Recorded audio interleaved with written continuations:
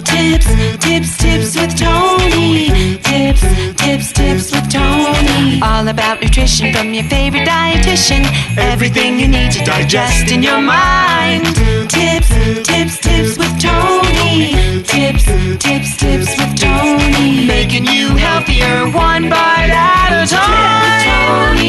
With Tony. Woo. Hello, and welcome to the Tips with Tony podcast. I'm Tony Marinucci, your registered dietitian, helping you get healthy one bite at a time. I am so excited for our guest today. We have Melissa Ledger, who is a relationship coach. She is a business owner of Gumball Love, and she has her own academy, the Back to You Academy. I can't wait for you guys to hear about this. I thought this was a perfect episode in honor of Valentine's Day, which is this week, and also my TED Talk, which is this week, which you're going to learn all about the correlations between dieting, dating, and relationships. So I just thought that this was like a perfect opportunity to have somebody talk about the relationship side, since, you know, spoiler for the talk, but that is not my expertise. So super excited to have Melissa here. Melissa, please introduce yourself. Please say who you are, what you do, and why you do what you do. Okay. Thank you so much for that introduction. So as you said, I'm Melissa Ledger. I am a relationship coach. I'm a podcaster. I created what's called the Back to You Academy. And mostly I'm known for creating Gumball Love, which is the love language of attention, or what appears to be the true love that's cloaked in temporary sugar highs. So that's why it's called Gumball Love. So I'm so excited because I have all kinds of new things to share with you. So I'm so happy to be on the podcast today. Awesome. So I guess the first question would be like, how did Gumball Love come about? So Gumball Love came about because I was a hot mess about, we'll say over 10 years ago. And I had broken up with what I thought was the love of my life. And then I had a one-night stand, which was completely unlike me. And I've never really said this, so it's going to be here. You heard it first, right here on Tony's podcast. I was so embarrassed for so long because so many people say, I've never had a one-night stand, and they would wear like this badge of honor. And then I would just feel like the worst ever. But I did feel like the worst ever because it was so out of my character. At the same time, it was so out of my character, and it really got my attention that I thought, OMG, you had a one-night stand. Something's really wrong. You better go to therapy. So I'm really thankful because the guy that had the one-night stand he was so good looking, and he wore white jeans, and he was tan, and no one's ever worn white jeans as well as this guy. I will never forget that part. And so if you're going to have a one-night stand, make sure he's that hot. So, but I'm so thankful to that guy because I wish I had his number. I could call him and thank him because that got me into therapy. And really, I realized I needed answers of why I was choosing the wrong men, and why I was repeating this pattern. And I never, you go to therapy because you think you need an answer to like one question. You're just really wondering. You think the therapist is like this all-knowing person, and then they're like, well, let's talk about your childhood. Let's talk about mom and dad. And then it begins, right? So as I was going through that process, I really obsessed about relationships anyway. I had all the books from, Why Men Love Bitches to Men Are From Mars, Women Are From Venus to He's Just Not That Into You, and everything in between. And I was always searching for answers. And then one day I heard a story of a divorce lawyer telling his client, every time he puts in a quarter, you give him a gumball. Stop giving him gumballs. And that stuck with me because eventually, long story short, it became a theme for people putting in quarters to get gumballs, people trying to get you to give them attention, the sugar high of attention versus the treasure of connection, true connection versus the short-term highs. People that are putting in quarters are trying to get short-term highs, and we'll get into what those highs are.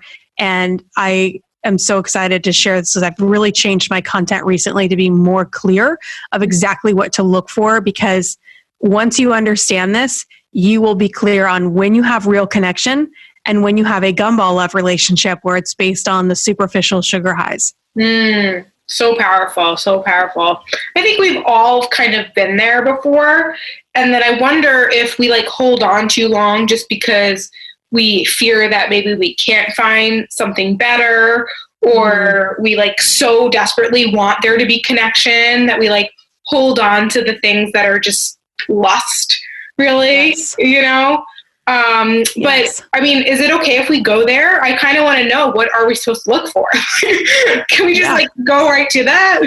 Yeah. So let's dig right in. So I'll tell you that for a long time, I always described the gumball as attention. And it is true. A lot of people are seeking attention, but I'm just flipping to my notes so I can give you a better, so I can do it more succinctly here. So I categorized, and I really hesitated on categorizing because there's so many different ways people want attention from you. And attention is not necessarily a bad thing, but I'll give you an example. The different types of gumball guys, and sorry, girls, but we can be gumball girls too. And we get caught up in relationships that are in these areas. So if someone is wanting you to chase them, these are my gumball flavors. These are the categories. Chase me, have sex with me, prove yourself to me, talk about me, adore me, compete with her for me, feel sorry for me, adore me. Did I say any of those twice? I think adore me, you said twice, but it doesn't matter. Okay, so feel sorry for me, adore me, compete with her for me, talk about me. Oh, fight with me. There's it. Fight with me, prove yourself to me, have sex with me, chase me. So when we are in relationships where it always goes towards sex, or we are always feeling like we have to chase them, or there's always something we're arguing about, where we feel like we always have to talk about them, but they're never talking about us, or there's all of a sudden you meet this guy online and he's like, well, I'm kind of still talking to my ex and I'm really confused, but I really like you too. Now I'm competing with her, and now I'm giving him a high because now there's two girls that want him, and it's no longer about building connection. If he's always asking to be adored, he's sending you pictures, he's fishing for compliments, right? And if that becomes a pattern and you realize, and this is the defining thing, when it becomes a pattern, I believe, and my mission is to prove this, that it is an addiction. Where when we are dating people and interacting with people that are just on this sugar high level, and they have a sad story and they want you to feel sorry for them, or they are feeling like, oh, I've been so hurt in the past and I just need you to prove to me that you're not like other people. So you spend the time in the relationship feeling inadequate and like you have to overcome obstacles in order to win this person. So these are just a few examples of, this is gumball love. This is love based on temporary sugar highs and this constant exchange that doesn't build a foundation. And we feel like a lot of relationships live just in these 8 flavors and they never build a foundation, but they don't realize it because Hollywood tells us this is it. It's romance, it's hot sex, it's good times, it's vacations, because movies made about real life and everyday activities would be boring. So the fairy tale gives us the idea that will be lovey-dovey, and as I always say from the Seinfeld episode, schmoopy schmoopy, and that riding off into the sunset is a false destination. And so when we don't know what the real life relationship actually looks like beyond gumball love, we're lost. Yeah. And that's when we marry people, we think, well, I don't know, we don't really know, is this enough? Or is this going to be sustainable? And we're just not taught what is sustainable. Right. Yeah. Oh my God. So true. Just think about it in like the diet world as well. It's like we're constantly being depicted like crash diets, quick fixes, that if you don't have 8 6-pack abs, like you're not healthy. And like we're honestly, it's like this false reality of something that's not even healthy, right? Like you just said it, like even if that were true, really, when you get down to it, it's not, there's nothing real there. So like, even if it was possible, and that's like a wrong way of saying it a little bit, but like basically like there's nothing substantial Right. Substantial. It's not going to last long. So yeah, oh my gosh, this is so good. So good. So I know that on your podcast, you also interview happy couples, right? Mm-hmm. Yep. If you don't mind maybe sharing like a couple things that happy couples do have, as so like our listeners can have like a good idea of like maybe what to look for, so we know what not to look for. So if we notice this pattern of like feeling like you always have to please them, feeling like they just want attention, feeling like you have to compete, I think those are all really, really good things of like what not to look for. But is there anything that's helpful for us to know, like what should we look for since it's not in the movies? Okay, so you can take the gumball flavors and reverse them. And this is what you look for. So a healthy person does not need you to feel sorry for them. They don't come to the relationship with a sad story that they need you to stroke their hair and make them feel better. They've learned how to handle their own problems, and leading with needing pity would make them feel uncomfortable, would make you and I feel uncomfortable, right? Like I would not feel comfortable coming into a date and going, well, I just had a really hard day, or going into dynamics of detailed family stuff that it's just inappropriate to bring that up. But if I am here's a big clarifier too. People that are unhealthy are starving. This does feed into diet. I often use dieting in this as well. People that are unhealthy are starving, and people that are healthy come to the relationship full and satisfied. They're full and satisfied on their own life. And they don't need somebody else to give them that validation. So going back to, they don't come to you with a sad story that they need you to make them feel better. And this will happen sometimes on a first date. All of a sudden, somebody's dumping all their problems on you. However, if he's super cute and he has luscious lips and amazing eyelashes and Edward Cullen hair, then you might be tempted to be like, yeah, tell me more about your problems because you're delicious, and that's where it gets real. Like you have to be able to look at your, version of your favorite vampire and go, okay, I have to walk away from this because I'm seeing all the signs. Another thing is the healthy person doesn't need constant adoration. They aren't fishing for compliment. They're not posting a lot of selfies. They're not sending you unsolicited selfies or, asking, did you think I was cute? Did you like how I looked? Or did I look the same as my picture as I did in person? You get all these questions that are saying, am I enough for you? Do I look good? Healthy people don't ask that. They come to the relationship or the interaction knowing what they have to offer, knowing it's not going to be everyone's cup of tea, and they're okay with that. They would not bring someone else into the picture to compete with. They're not going to create a competition. They're not going to have an ex that they just left last week that's now going to enter the picture because it's disrespectful to you. Right. If you are out there dating, they're out there dating, they're not going to make that decision if they have unresolved relationships.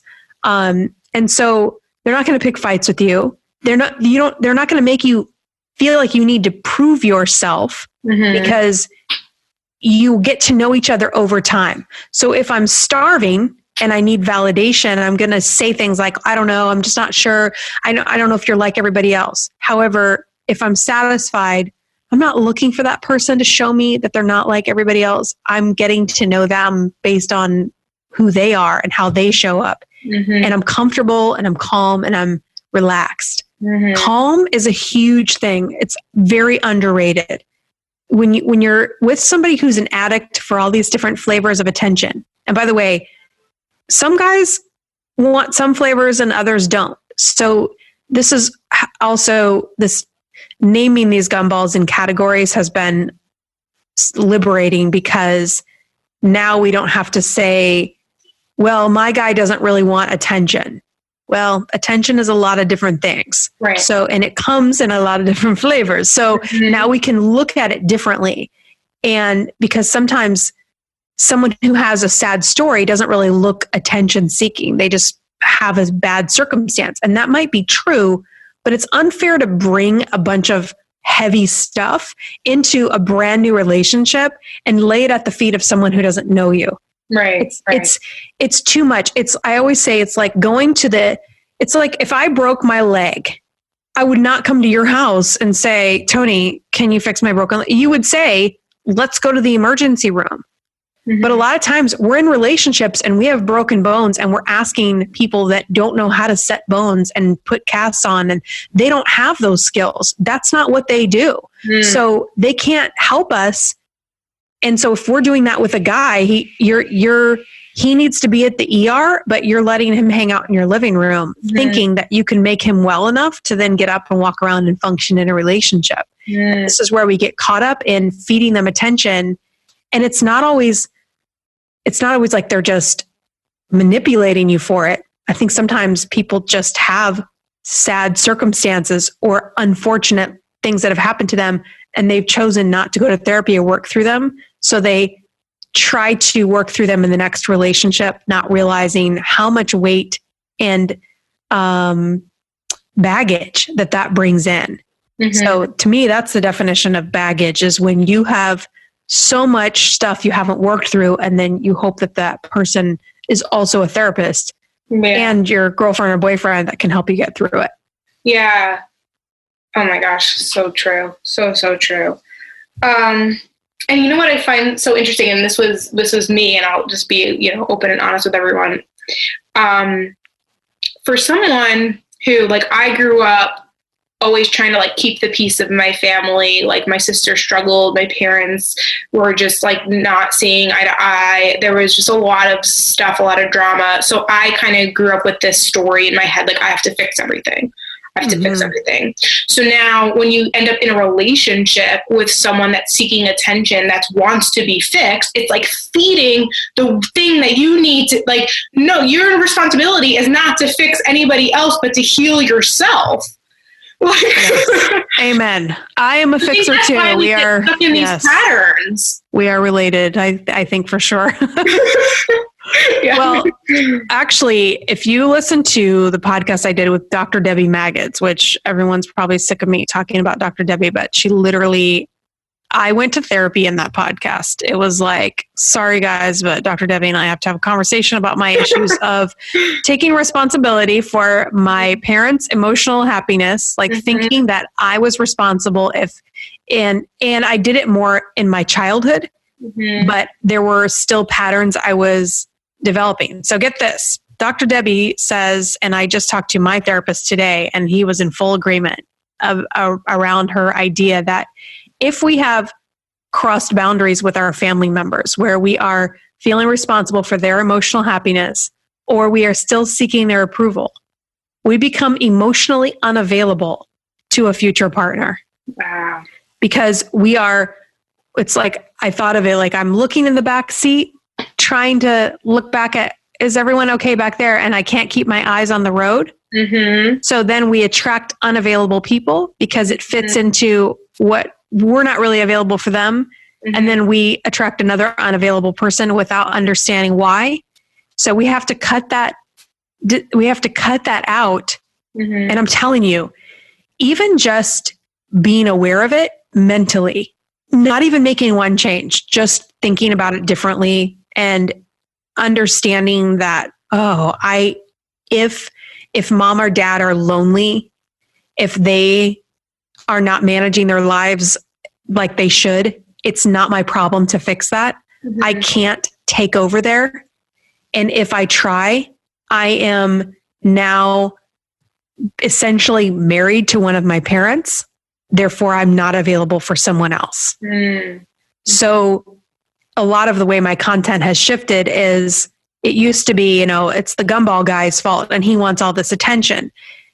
Yes, that can be true. But if I'm speaking that same love language, and because here's how it can work too. Like if I am, let's say he's wanting me to adore him and compliment him. So I know that's how I can get his attention. Well then, or better example, let's say he's always about the sexting. So then I might be tempted to send a sexy picture. So now I just gave him a gumball. Right. And then he'll say, what are you wearing? And then all of a sudden you're in a conversation that's not building a foundation.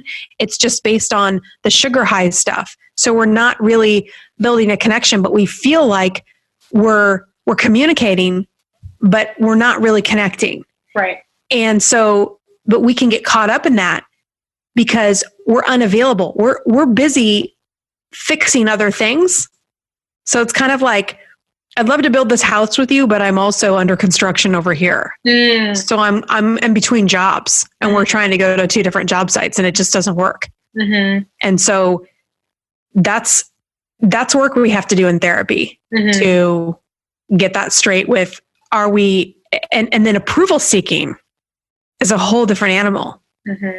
Are we doing things in our life and then hoping that a mom or dad or sister or friend or whatever is approving? Because really, when you think about the dynamic between husband and wife, that's the person that, not necessarily you seek approval, but that's the person that should have that primary real estate in your life. Right. When it's healthy.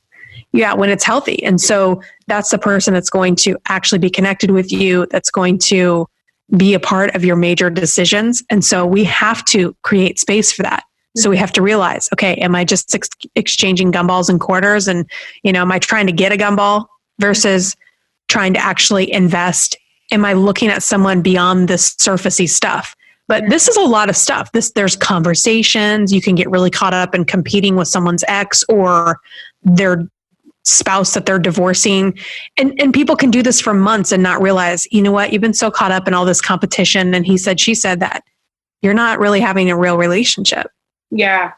I mean, that is hands down exactly like my previous experiences. Is like my parents never really approved of my boyfriends.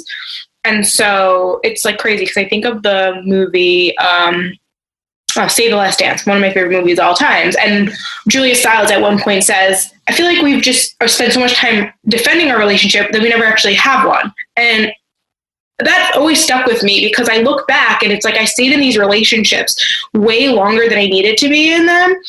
And whether my parents' opinion were one thing or another, it didn't matter. For me, it wasn't a good fit, but I was ignoring the signs because I just wanted to prove them wrong or I want to prove right that I made the right decision. But it's like, it's okay if the people that you choose to be with aren't your forever person. Like, that's okay. It's a learning experience. Right. But if we stay caught up in either the competition or the approval thing, or you get so stuck and you just forget why you even started in the first place. Right.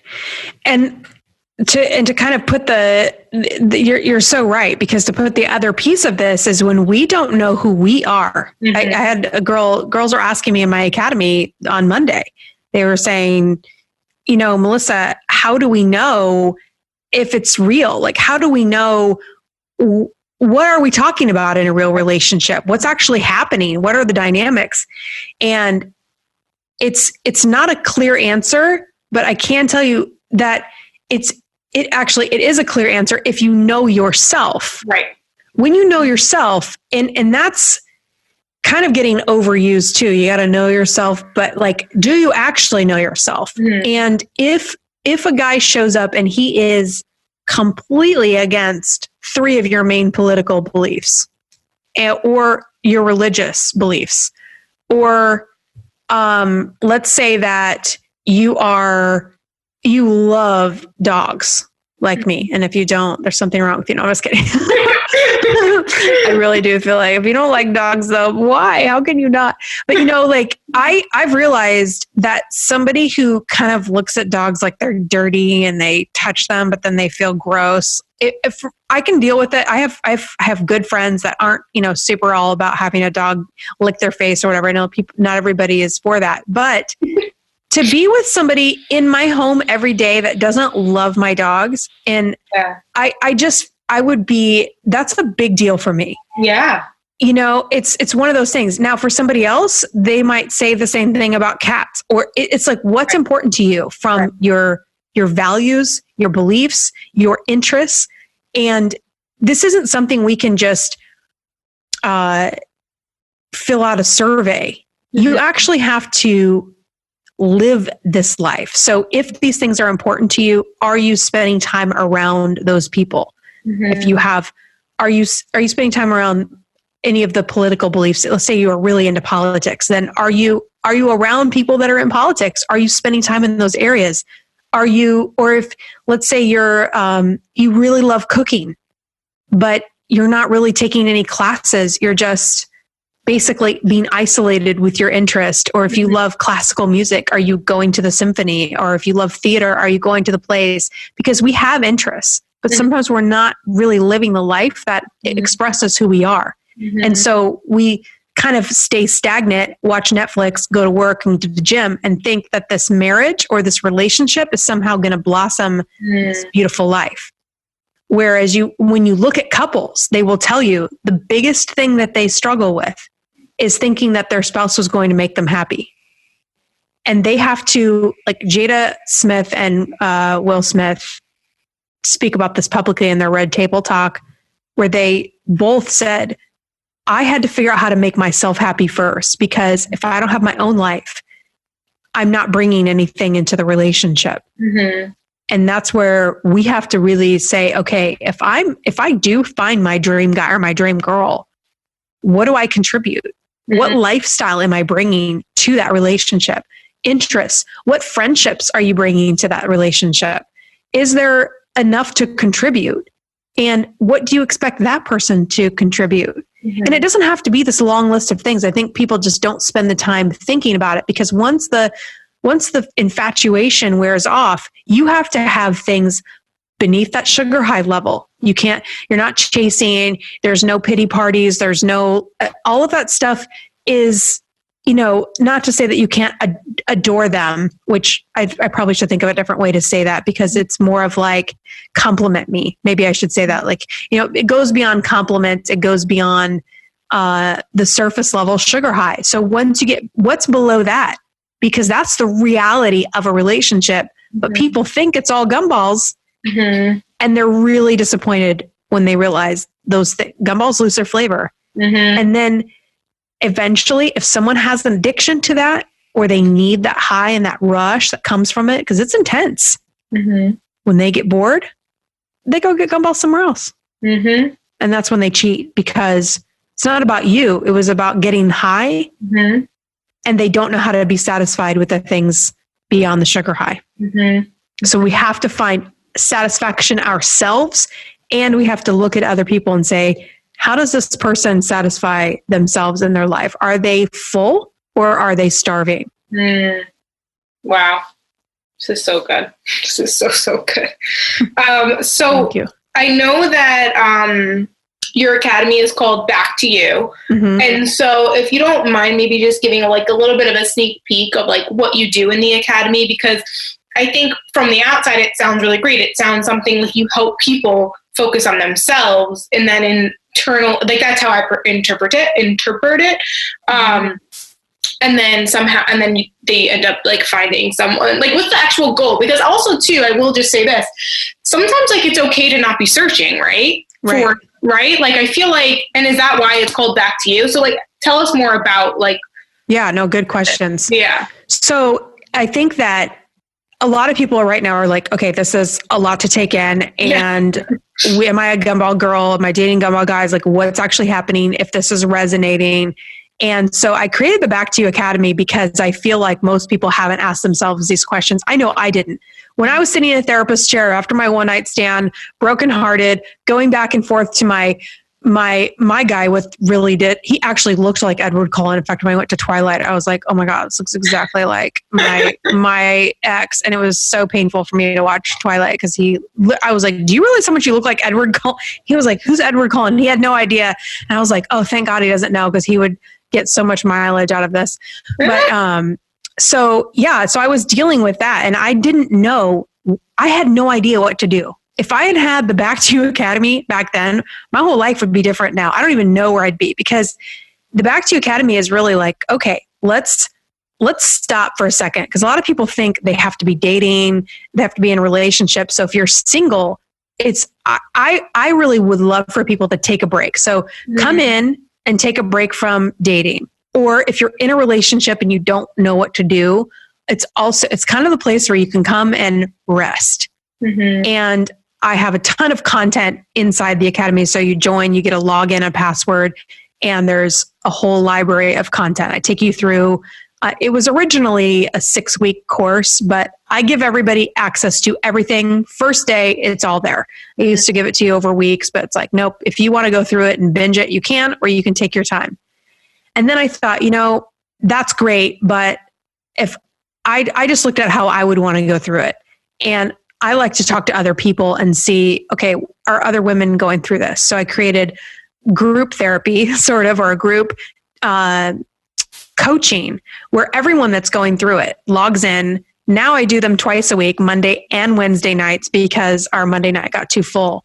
And you can speak on there, you can listen, you can ask questions, you can hear what other people are going through as they are figuring out, okay, so, oh my gosh, this guy is a gumball guy and I am what do I do now? Like, how do I deal with all of this? It's a lot. And a lot of my girls are in therapy too, and it helps them go to their therapist and know what to talk about.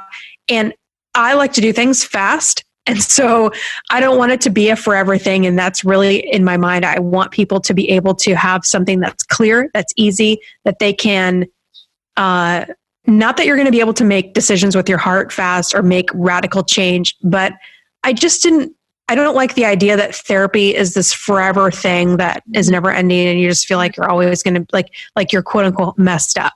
Mm-hmm. I want you to have immediate clarity. I want you to have a space that you have other people that are going through the same thing, so you don't bore your best friend with the same story. You can tell me the same story about the same guy 10 times. And I get it, because each time you talk about it, there's a different twist to it. And so all of those conversations, I know how important they are to have as a group. And I also offer individual one-on-one coaching once a month for every one of my girls. I probably won't be able to offer that very much longer because the groups are getting too big. But in this first couple of years of trying this academy, seeing the results of these women that come in, most of my girls cry their whole first session. I've realized, I'm just like, so pardon me if I don't have a huge reaction to tears, because it's just like, finally they let it out. It's like, I get it. Yep. This is what happens. This is normal. And then they begin to heal and grow and understand they're not alone, work through this stuff. And it's just, I have girls that are engaged, that are married, that are happily single, that got through divorces, that are living with their guy and they're developing the strength for their exit strategy. They're contemplating divorce, and there's no pressure. I don't tell you what to do or how to do it. I just gave you the information and the support, because as my mom always says, she's a flight attendant. Sometimes you have to land that airplane. And you might be at a cruising altitude right now, and to just drop and land is too much. So I let you coast down, and we just gradually, and you're deciding, you're driving, but you're surrounded by love and support and information that, I can't even imagine going to the girl that had the one night stand and being like, okay, look, here's what's going on. So I've created the program that helps you get from that to living your dream life. Yeah, because that's exactly what I did. I'm sitting here in New York City, looking out at the East River, and creating this community was exactly what I wanted. And I was living in Omaha, Nebraska in my 2-bedroom condo. And even when I started Create Gumball Love, I was in another relationship with what I thought was a nice guy, but he was actually a quiet gumball guy. And I learned, I guess quiet guys they can be mean too. So I'd never had a quiet one. So I was still learning, and I'm still learning. Yeah. I tell my girls, you guys are all contributors to this content, and it's organic, it's growing, it's changing. So everyone has a part, and everyone brings something cool to it. Mm-hmm. Wow. This is so good. So good. Melissa, thank you. I really do love you. We are pressed for time. But oh my God, it's just very clear that you're an expert at what you do. You're passionate about this. We connected maybe 2 years ago, and it's just been so awesome to see your growth, and just, I'm really, really excited for people to listen to this. Yes. And I would love to have you back, because we had you, I think, as a guest last year in the academy, which it's so important to have health and nutrition. That's one of the first things that goes sometimes in a bad relationship. So I invite people like Tony right into the academy to help you with all those areas, because it's not just about relationships. We have to be working out. We have to be eating right. and it all fits into that wellness like you talk about. So it's so important. So yeah, I'm so glad to connect because I can't do it all. And I need women like you to come in and fill in those gaps because it's too big of a job for one person. And we have to do this as a community. And I hope there are more women that also start their own businesses and empower other women because we need as many as we can. Totally. Yeah. I completely agree. All right. Is there anything else you want to add before we kind of wrap up and you tell people where they can find you? I don't think so. I think just, trust your gut and know that even in the lowest point, your heart will still whisper the right thing to you. And so just trust it. You can reach out to me anytime. So I'm on, website is gumballove.com. Don't forget there's 3 L's, gumball and then love, gumballove.com. And all my information is there. On Instagram, I'm the Melissa Ledger. So it's MELISSALEGER, like a general ledger, but no D. And so you can find me, Melissa Ledger Gumball on Facebook. We have a private Facebook group. So if you want to talk about this stuff, but not on the public Facebook, you can join the private Facebook group. And that link is at the top of my, it's in my Instagram bio and also at the top of the Facebook business page. Awesome. Thank you so much, Melissa. This is an absolute pleasure. You guys, please go follow her. If you liked anything that was said here, take a screenshot, share it on your story, tag me, tag Melissa. If you're not already subscribed to the Tips with Tony podcast, please subscribe. It allows other people to find it, but more importantly, it will notify you every Monday and every Wednesday when a new episode comes out. As always, I'm Tony Marinucci, your registered dietitian, helping you get healthy one bite at a time.